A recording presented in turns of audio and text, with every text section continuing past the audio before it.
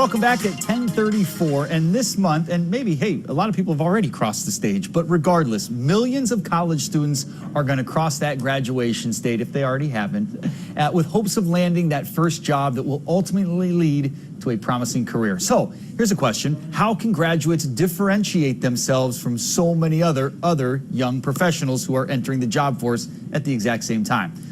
I don't have that answer, but you know who does?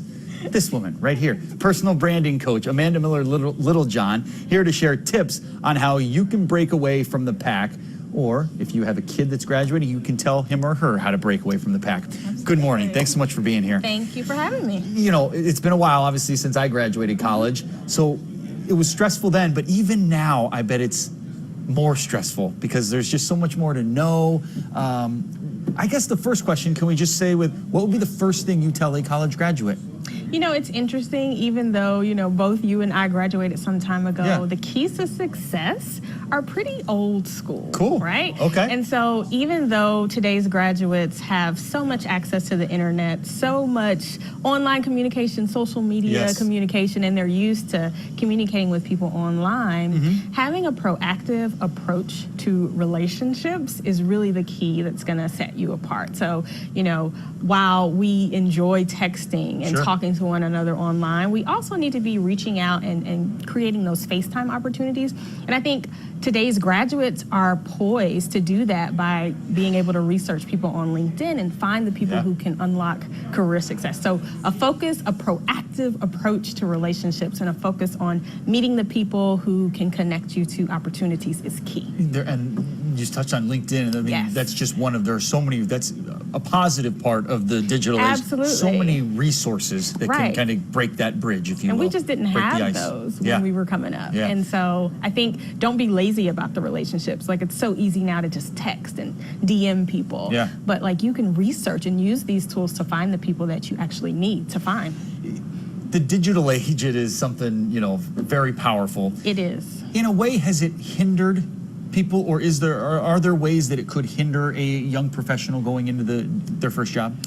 Personally, I think it's just made our generation lazy because it's just so easy to casually connect with people and communicate. And so, you know, we want to obviously use the internet and use online mediums to connect with people, but don't let that make you so lazy that, you know, all you're willing to do is send someone a text and you're not really willing to reach out and do the work of networking and building with people.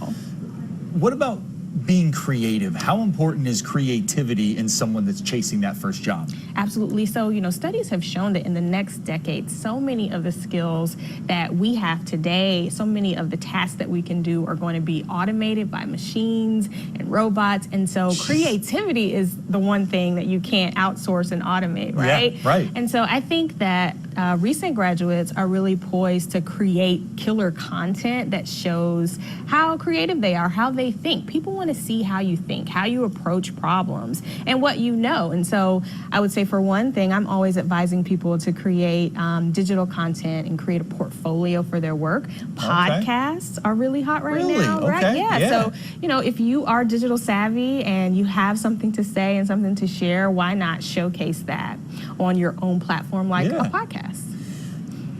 As far as social media goes, how careful do young adults, especially getting their first job, how careful do you have to be with your social media pages not to share something that could, you know, come back and haunt you? Because you see it all the time with, you know, even veteran adults, you know, in the work field. So how careful should people be about their social media pages? Because people look at them, right? I mean, bosses, future bosses look at them. They do. Well, my golden rule is to only post and share online something that you are comfortable with your grandmother or your mother seeing and watching. That's just really my golden advice. rule, right? Yeah. Like, you can never go wrong. Otherwise, if it's something that's a little racier than that, just send it privately. Send it by text. Like, don't post it on your public-facing social media pages, even if your profiles are private, because we've seen increasingly that things are not as private as we think they are. Likability. You know, there's something that's almost intangible about it. How important is it?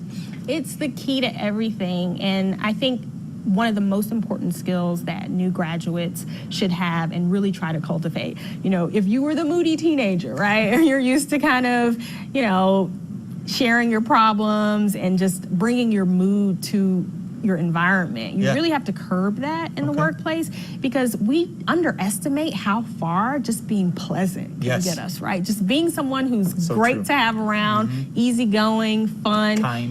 Kind, exactly. Like, people will be willing to help you if you are someone who makes them feel good. I totally agree. Being kind and being hardworking, I think, goes so far. So far. Where can people get more information? They can learn more about me at AmandaMillerLittleJohn.com or PackageYourGeniusAcademy.com. Awesome. Thank you so much for being Thanks for here. Great having me. information. Thank We appreciate you. it.